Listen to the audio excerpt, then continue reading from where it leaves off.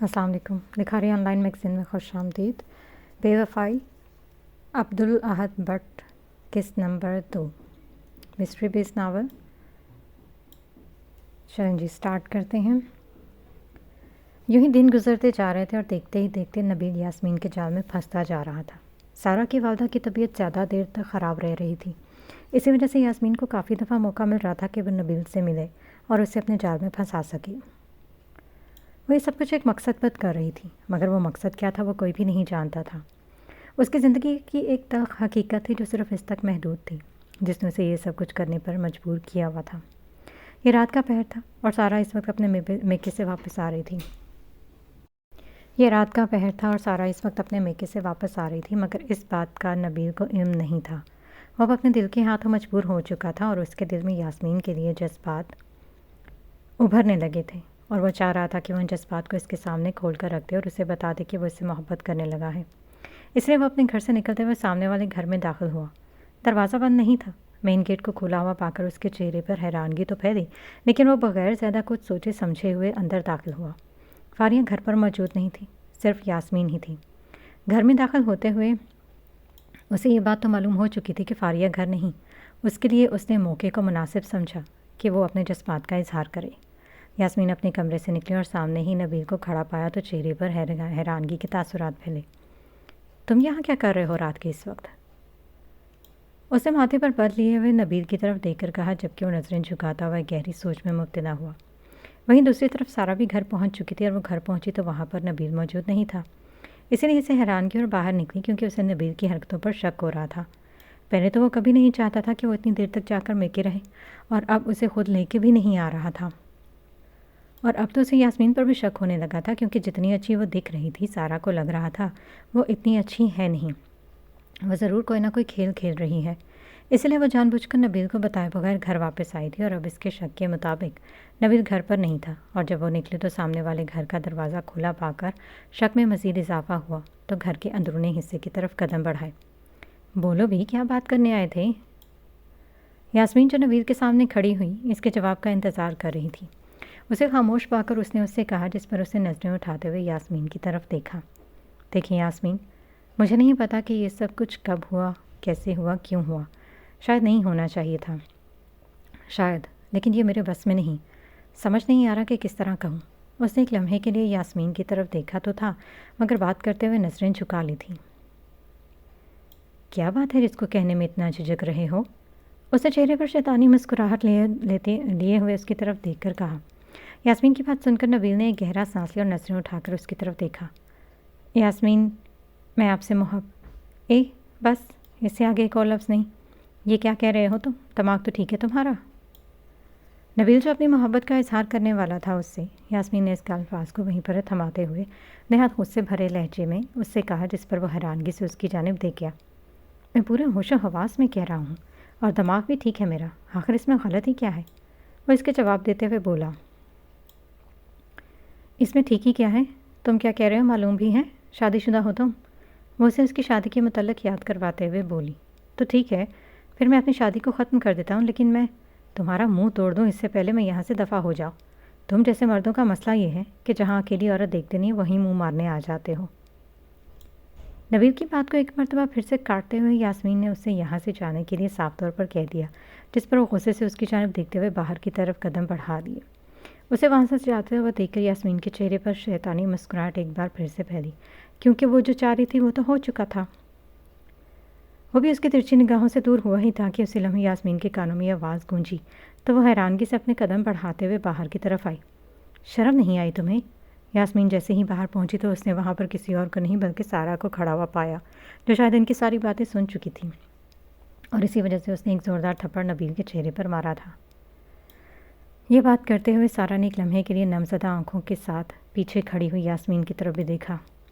سارا، میں نے بھی۔ یاسمین نے اس کی جانب دیکھتے ہوئے چہرے پر معصومانہ تاثرات کو نمایاں کیا اور آگے کی طرف بڑھتے ہوئے بولنے لگی، جبھی سارا نے اپنے ہاتھ کے اشارے سے اسے خاموش کروایا۔ بس، تم بھی خاموش ہو جاؤ۔ اگر قصوروار یہ ہے نا تو قصوروار تم بھی ہو۔ اب میں سمجھ رہی ہوں کہ تم کیوں کہتے تھے بار بار کہ مجھے اپنی امی کے پاس رہنا چاہیے، اور تم بھی اپنی ادائیں دکھانے کے لیے یہ سب کچھ کرتی تھی۔ کپڑے پریس کروا دوں گی، کھانے کی فکر مت کرنا، یہ کروا دوں گی، وہ کروا دوں گی، اسی دن کے لیے، اور تم چلو، تمہیں میں پھر بتاؤں گی۔ اس نے نہایت غصے سے ان دونوں کی طرف دیکھتے ہوئے یہ تمام الفاظ ادا کیا اور سختی سے نبیل کو لیے ہوئے وہاں سے باہر کی طرف بڑھ گئی۔ اسے باہر کی طرف جاتا ہوا دیکھ کر یاسمین نے ترچھی نگاہوں سے اس کی طرف دیکھا تھا۔ ذرا غیرت، ذرا شرم کچھ بھی نہیں بچا تم میں۔ تم کیسے اپنی بیوی کے ہوتے ہوئے کسی اور عورت سے جا کر یہ کہہ سکتے ہو کہ تم اس سے محبت کرتے ہو؟ سارا نے لہجے میں غصہ لیے ہوئے اپنے سامنے کھڑے ہوئے نبیل سے سوال کیا، جو اس وقت نظریں جھکائے اس کے سامنے کھڑا تھا۔ امید نہیں تھی کہ محبت کا اظہار کرے گا تو محبت بھی نہیں ملے گی، اور جو محبت کرتی ہے وہ بھی روٹھ جائے گی۔ سارا، میری بات سنو۔ چند لمحات خاموشی کے بعد اس نے سارا کی طرف دیکھا، جو اس وقت آنکھوں میں نمی لیے ہوئے اس کی طرف دیکھ رہی تھی۔ خبردار، جو ایک لفظ بھی کہا تم نے تو ایک مرتبہ بھی تمہیں میرا خیال نہیں آیا؟ تم نے ایک مرتبہ بھی یہ نہیں سوچا کہ میں جو کچھ بھی یہ کرنے جا رہا ہوں اس کے بعد میری بیوی کا کیا ہوگا، جس کی ذمہ داری لی ہے میں نے؟ مانا کہ ہماری شادی لو میرج نہیں تھی، یا ہم ایک دوسرے سے شادی سے پہلے محبت نہیں کرتے تھے، مگر جو رشتہ ہمارے درمیان شادی کے بعد قائم ہوا تھا، مجھے نہیں لگتا کہ اسے محبت کے سوا کوئی اور نام دیا جا سکتا ہے۔ تم مجھے بتاؤ کہ کیا وہ رشتہ اس قدر کمزور تھا کہ تم نے اتنی جلدی اسے ختم کر دیا، کسی اور عورت کے جال میں پھنس گئے؟ سارا کو اپنے شوہر پر شروع سے ہی یقین تھا کہ وہ اسے دھوکہ تو نہیں دے سکتا، لیکن آج خود اس کے منہ سے کسی اور عورت کے لیے محبت بھرے الفاظ سن کر وہ شدید صدمے کے عالم میں تھی، اور اس پر یقین کرنا اس کے لیے بہت مشکل تھا۔ وہ شخص جو صرف اس سے محبت کے دعوے کیا کرتا تھا، آج کسی اور سے محبت کا اظہار کر کے آ رہا ہے۔ جانتے ہو تم کس کے مستحق ہو؟ لعنت کے، اور میں صرف تم پر لعنت ہی بھیج رہی ہوں۔ سارا نے ماتھے پر بل لیے ہوئے جب اس کی طرف دیکھتے ہوئے کافی شدید الفاظ استعمال کیے تو وہ بھی غصے سے ماتھے پر بل لیے ہوئے اس کی جانب دیکھ کر اس کا نام زور سے چلا گیا۔ ہاں، کیا کرو گے؟ مارو گے مجھے؟ غلطی بھی تم نے کی، اور اب میری باتیں بھی تم سے برداشت نہیں ہو رہی گی۔ مارو گے؟ ہاتھ اٹھاؤ گے؟ اسے نبیل سے سخت لہجے میں کہا، جس پر وہ سختی سے اپنی آنکھیں میچ گیا۔ میں خود پر بہت مشکل سے قابو کیے ہوئے سارا، تم نے اس کے سامنے مجھے تھپڑ مارا تھا، میں نے یہ بات بہت مشکل سے برداشت کی ہے، اس سے میرے صبر کا امتحان مت لو۔ وہ اسے انگلی دکھا کر وارن کرتے ہوئے بولا، جس پر سارا نے ماتھے پر بر لیے ہوئے اس کی طرف دیکھا۔ تمہارے صبر کا امتحان مت لو؟ امتحان تو تم نے میرے صبر کا لیا ہے۔ وہ اس قدر سختی سے چیخی تھی کہ اس کی آواز باہر تک گونجی تھی۔ آج پہلی مرتبہ وہ اس قدر اونچی آواز میں نبیل کے سامنے بات کر رہی تھی، کیونکہ اسے اس پر بہت یقین تھا اور اس کا یقین توڑ دیا گیا تھا۔ اچھا، تو کیا ہو گیا اگر میں نے جا کر اسے یہ سب کچھ کہہ دیا؟ اس نے کون سا مجھے قبول کر لیا ہے؟ اس نے تو تمہارے حق میں ہی بات کی ہے نا؟ نبیل کی یہ بات سنتے ہوئے اسے مزید غصہ آیا۔ اس عورت سے تو میں بعد میں پوچھوں گی نبیل، لیکن تم اس بات کا جواب دو کہ اگر تم اتنے ہی سچے تھے تو پھر تم اس عورت کے جال میں پھنسے ہی کیوں؟ اگر تمہاری محبت سچی ہوتی تو تم اس کے گھر تک جاتے ہی کیوں؟ اگر تم پر یقین ہوتا نہ مجھے نا، تو پھر مجھے سب سے پہلے میں اس سے سوال کرتی اور پھر تم سے پوچھتی۔ اس کے بارے میں میرے سامنے بات مت کرو۔ اس نے جو کہا مجھے اس سے کوئی مطلب نہیں، کیونکہ اب میں سب کچھ سمجھ چکی ہوں۔ ہاں، میں یہ نہیں جانتی کہ اس نے یہ سب کچھ کر کے تمہیں چارہ کیوں نہیں ڈالا۔ سارا، تم اپنی حد سے بڑھ رہی ہو۔ حد سے تو تم بڑھے تھے۔ ہمارے درمیان جو کچھ بھی تھا وہ سب کچھ ختم ہو چکا ہے۔ دوبارہ جا کر کوشش کر لو، کیا پتہ میرے جانے کے بارے میں سن کر وہ مان جائے۔ سارا جو نہایت غصے میں بولی جا رہی تھی، نبیل نے اسے روکتے ہوئے جب خاموش کروایا تو وہ اپنی آنکھوں سے آنسو صاف کرتے ہوئے سختی سے بولی اور باہر کی طرف قدم بڑھائے۔ نبیل میں اتنی ہمت نہیں تھی کہ وہ اسے روک سکتا، کیونکہ وہ جو کچھ کر چکا تھا اس کے بعد سارا کو روکنے کا تو کوئی جواز ہی نہیں بنتا تھا۔ سارا جیسے ہی باہر پہنچی تو اسی وقت اس نے سامنے گھر کے دروازے میں یاسمین کو کھڑا ہوا پایا اور اس کے چہرے پر مزید غصے کے تاثرات پھیل گئے۔ اب یہاں پر کھڑی ہو کے ہمارے گھر کی باتیں سن رہی ہو؟ سارا اس سے بھی کافی غصے سے پیش آئے، لیکن یاسمین نے اس بات کو اگنور کیا اور چہرے پر معصومیت بھرے تاثرات لیے آگے کی طرف بڑھی۔ سارا، میرا یقین کرو، اس میں میرا کوئی قصور نہیں ہے۔ مجھے کیا معلوم تھا کہ وہ سب کچھ آ کر کہہ دے گا؟ یاسمین نے اس کے بازو پر ہاتھ رکھے ہوئے اسے سمجھاتے ہوئے کہا۔ جبھی سارا نے سختی سے اس کا ہاتھ جھٹکا اور ایک لمحے کے لیے ترچھی نگاہوں سے اس کی طرف دیکھے گئی، مگر اگلے ہی لمحے اپنے چہرے کے تاثرات کو دوبارہ سے معصومیت سے بھر لیا۔ بس کر دو یاسمین، بس کر دو۔ اب میں سب سمجھ چکی ہوں، سب جان چکی ہوں کہ تم نے جان بوجھ کر یہ سب کچھ کیا۔ میں تمہیں اپنی دوست سمجھتی تھی اور تم اسی دوستی کی آڑ میں بار بار مجھ سے یہ کہتی رہی کہ میں اپنی امی کے پاس چلی جاؤں۔ تم یہ کام بھی کر دو گی، تم یہ کام بھی کروا دو گی، اور اسی دوران تم نے میرے شوہر پر ڈورے ڈالنا شروع کر دیے۔ سارا اس کی طرف غصے سے دیکھتی ہوئی بولی، جس پر یاسمین نے سر نفی میں ہلاتے اس کی طرف دیکھا۔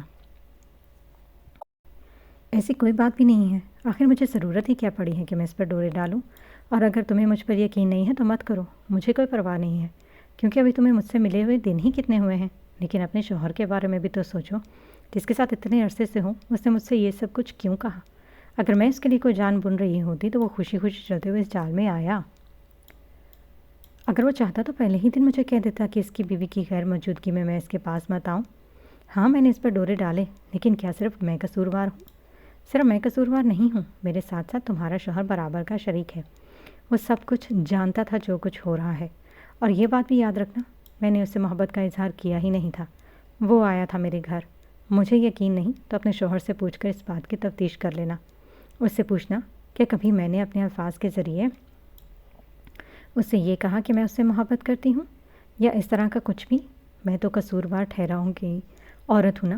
کبھی سوچا ہے کہ اگر تم بے وفائی کرتی یا تم کسی مرد سے جا کر یہ کہتی تو وہ کیا کرتا ہے تمہارے ساتھ؟ پھر چاہے اس مرد نے تم پر ڈورے ڈالے ہوں یا جو بھی کیا ہو، میں نے تم پر صرف یہ واضح کیا ہے کہ تمہاری غیر موجودگی میں اگر کوئی عورت اسے اپنے پاس بلائے گی تو وہ بلا جھجک جائے گا۔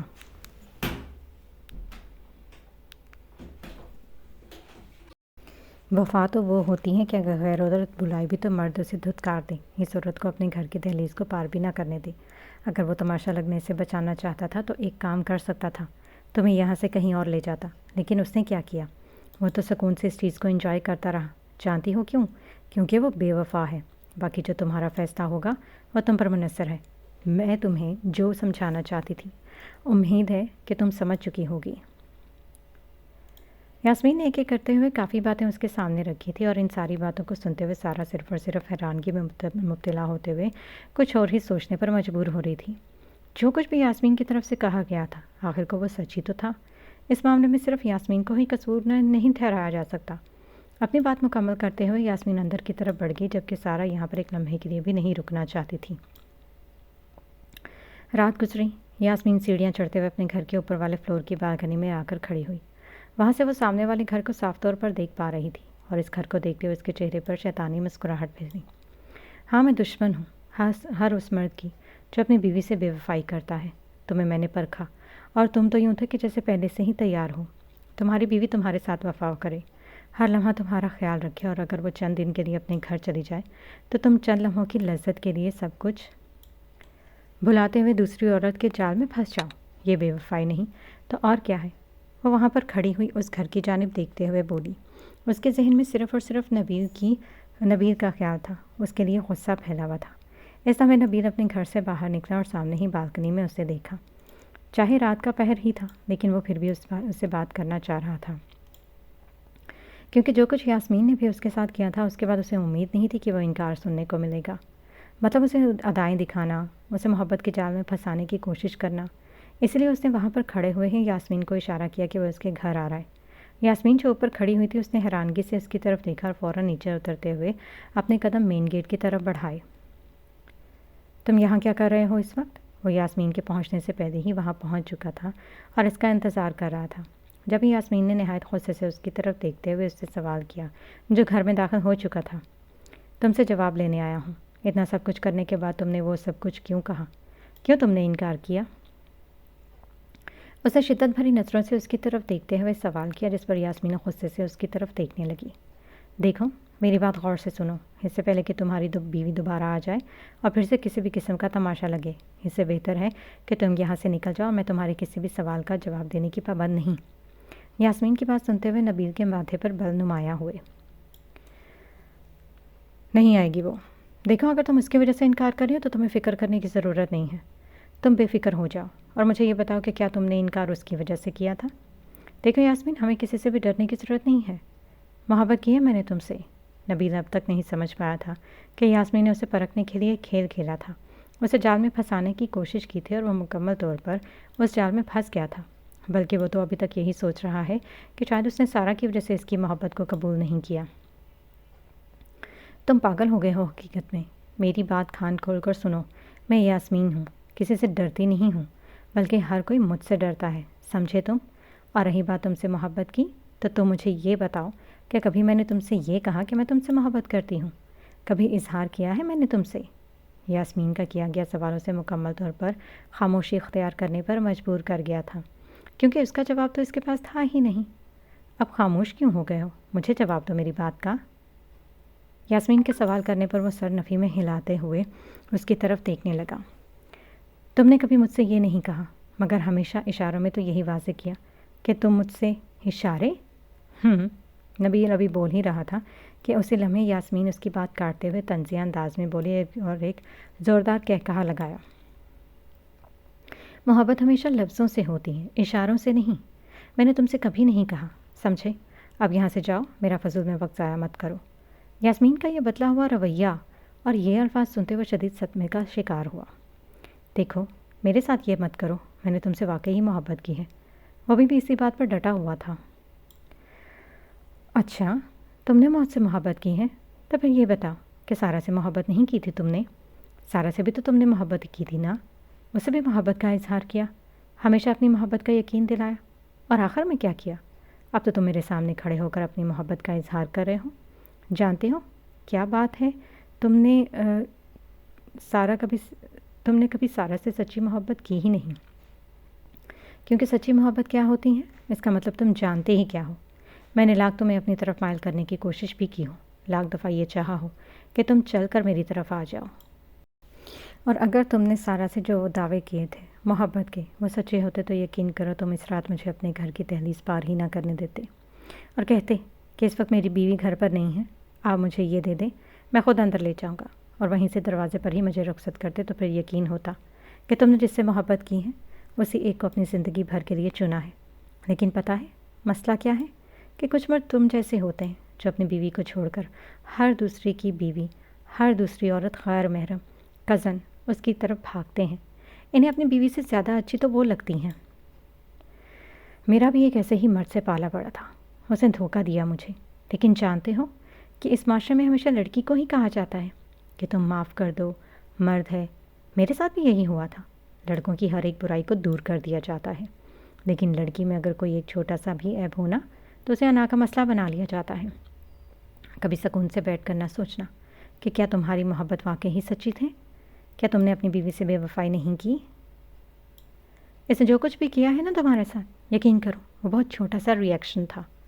اور یہ بھی سوچنا کہ اگر سارا تمہارے ساتھ یہ سب کچھ کرتی جو تم نے اس کے ساتھ کیا ہے، اگر وہ کسی اور مرد کے سامنے اظہار محبت کرتے ہوئے پکڑی جاتی تو پھر بھی تم یہی سوچتے؟ پتہ کیا ہر مرد بے وفا نہیں ہوتا، ہر عورت بھی بے وفا نہیں ہوتی، مگر ہر مرد وفادار بھی نہیں ہوتا اور ہر عورت وفادار نہیں ہوتی۔ یہ تو خدا بہتر جانتا ہے کون صحیح اور کون غلط ہے۔ میں نے تو سارا پر تمہاری حقیقت کو واضح کیا ہے، اب سکون سے ان باتوں کو سوچنا۔ ہر مرد یہ کہہ کر بچ جاتا ہے کہ اس عورت نے مجھے اپنے جال میں پھنسا لیا، لیکن یہ یاد رکھنا پہل تم نے کی تھی، مجھے اپنی بیوی کی غیر موجودگی میں گھر میں داخل ہونے کی اجازت دے کر۔ میں تو صرف تمہیں پرکھا، اب جاؤ یہاں سے اور دوبارہ لوٹ کر نہ آنا۔ مجھے نہیں لگتا کہ سارا تمہارے پاس لوٹ کر آئے گی، تو 2 دن کا وقت دے رہی ہوں، اپنا سامان اٹھاؤ اور نکلو اب یہاں سے۔ یاسمین نے کافی لمبی گفتگو کی اور اس نے کافی باتیں اس کے سامنے رکھی جن پر وہ خاموش ہونے پر مجبور ہو گیا تھا۔ یاسمین اسے باہر کی طرف دھکیلتے ہوئے دروازہ بند کر گئی۔ نبیل اپنے گھر میں آیا، دروازہ بند کرتے ہوئے سیدھا اپنے کمرے میں پہنچا۔ اس وقت اس کا سر بہت شدت سے پھٹ رہا تھا اور کچھ بھی سمجھ نہیں آ رہا تھا کہ وہ کیا کرے۔ جو کچھ بھی یاسمین نے کہا تھا وہ بار بار اس کے کانوں میں گونج رہا تھا اور اسی وجہ سے اس کی طبیعت بھی خراب ہو رہی تھی۔ کیا وہ بے وفا نکلا تھا تو بے وفا ہی۔ جو مرد اپنی بیوی کو چھوڑ کر کسی دوسری عورت کی طرف جائے تو وہ بے وفا نہیں کہلائے گا تو کیا کہلائے گا؟ اس کے ذہن میں یہ الفاظ گونجے اور وہ اپنا سر ہاتھوں میں گرائے ہوئے زمین پر بیٹھا۔ جب اس کے کانوں میں اپنے گھر میں سے کسی کے گلدان کے گرنے کی گہری آواز آئی تو وہ ایک لمحے کے لیے ڈرتا ہوا مڑ کر پیچھے کی طرف دیکھ گیا، لیکن فی الحال وہاں پر کوئی بھی موجود نہیں تھا، جس پر اسے لگا کہ شاید کوئی بلی ہوگی۔ اسی وجہ سے کوئی چیز گر کر ٹوٹ گئی۔ وہ اس وقت خود بہت پریشان تھا، تو اسی وجہ سے کسی دوسری چیز پر غور کرنے کا موقع نہیں ملا اسے۔ اسی وقت نبیل کے کانوں میں ایک اور چیز کے ٹوٹنے کی آواز۔ مجھے تو اس نے ماتھے پر بل لیے ہوئے اپنے جگہ سے کھڑے ہو کر پیچھے کی طرف دیکھا۔ لگتا ہے کہ کوئی بلی گھر میں گھس آئی، ابھی نکالنا پڑے گا، ورنہ پوری رات یوں ہی ذلیل و خوار ہوتا رہوں گا۔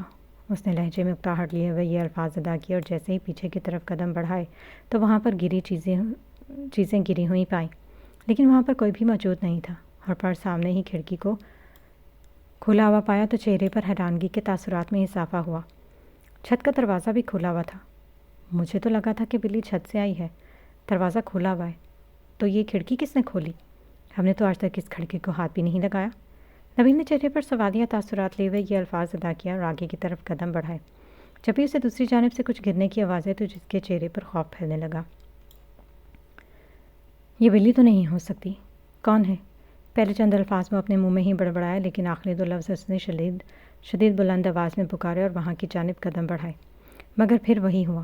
وہاں پہنچا تو معلوم ہوا کہ چیزیں تو گری ہوئی پائی ہیں، لیکن کھڑا کوئی بھی نہیں ہے، نہ ہی کوئی جانور، نہ ہی کوئی انسان۔ کون ہے؟ نبیل ایک دفعہ پھر سے نہایت شدید لہجے میں بولا، اور اسی لمحے اس کے کانوں میں کسی کے قدموں کی آہٹ گونجی۔ اس نے قدموں کی آہٹ کو سن کر اسے معلوم ہوا گیا کہ کوئی نہ کوئی لڑکی ہے، کیونکہ جو آواز آ رہی تھی وہ ہیر کی تھی۔ کون ہو تم؟ وہ ماتھے پر بل لیے ہوئے مڑ کر اس کی طرف دیکھتا بولا۔ اس کا چہرہ اس پر واضح نہیں ہو رہا تھا، مگر اس کے ہاتھ میں خنجر تھا، جسے دیکھ کر اس کی آنکھیں کھلی کی کھلی رہ گئی۔ میں نے تم سے پوچھا ہے کہ تم کون ہو اور یہاں کیا کر رہی ہو، اور یہ خنجر کیوں ہے تمہارے ہاتھ میں؟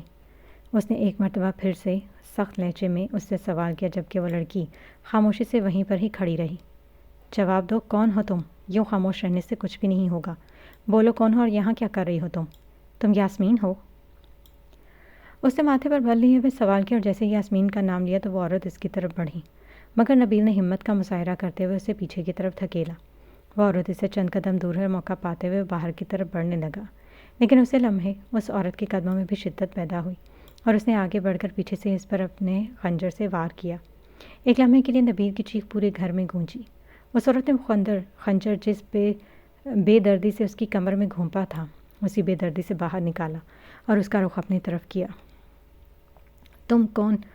اسے نبیل کا رخ اپنی طرف جیسے ہی کیا تو نبیل یہ بولنے ہی لگا کہ اگلے ہی لمحے وہ عورت 3 مرتبہ پھر سے اس کے پیٹ پر وار کر کے اس کے جسم سے بے تحاشا خون بہنے لگا۔ چہرے پر درد بھرے تاثرات پھیلے ہوئے تھے، مگر اس عورت کو ایک لمحے کے لیے بھی اس پر ترس نہ آیا اور اس نے 3 مرتبہ وار کرتے ہوئے اس کو وہیں نیم بے ہوشی کی حالت میں زمین پر پھینک دیا اور اسی کے کپڑوں سے خنجر پر لگے ہوئے خون کو صاف کرتے ہوئے وہ جس راستے سے گھر میں داخل ہوئی تھی اسی راستے سے گھر سے باہر نکل گئی۔ یاسمین اس وقت اپنے کمرے میں موجود تھی۔ رات کو جو کچھ بھی ہوا وہ سب کچھ بھلانا اس کے لیے اتنا بھی آسان نہیں تھا۔ ہاں، یہ سب کچھ اس نے جان بوجھ کر کیا تھا۔ پہلے اس نے نبیل کو اپنی طرف مائل کیا، پھر یوں اس کی محبت سے انکار کر دیا جیسے کہ قصوروار ہی نہیں تھی۔ ہاں، میں بھی قصوروار ہوں، یہ کہتے ہوئے شیشے کے سامنے آ کر کھڑی اور اپنی طرف دیکھنے لگی۔ لیکن کیا قصور صرف اکیلی میری کا ہے؟ اس مرد کا نہیں ہے جو میری طرف مائل ہوا تھا؟ وہ چاہتا تو پیچھے ہٹ سکتا تھا، لیکن اس نے کیا کیا؟ وہ چاہتا تو مجھے اسی رات اپنے گھر سے نکال سکتا تھا، لیکن اس نے کیا کیا؟ قصور صرف عورت کا ہی کیوں گنا چاہتا ہے؟ ہر مرتبہ عورت ہی کیوں گھر توڑ مانی جاتی ہے؟